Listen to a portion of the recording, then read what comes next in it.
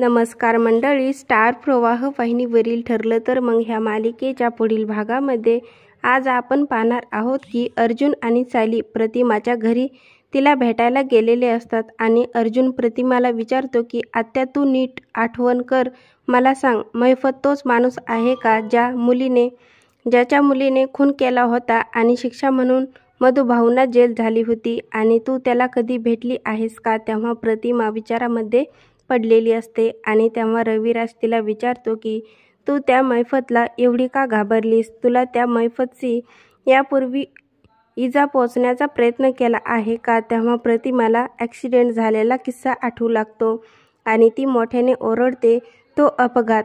तेव्हा सर्वांनाच खूप मोठा धक्का बसतो आणि रविराज बोलतो की त्या अपघातामध्ये मैफत शिकरेचा हात असेल तर मी स्वतः माझ्या हाताने त्याचा गळा घोटेल. आता पुढील येणाऱ्या भागामध्ये प्रतिमाच्या अपघातामागे मैफत शिकरेचा हात आहे, हे सत्य अर्जुन आणि सायली समोर उघड होणार का?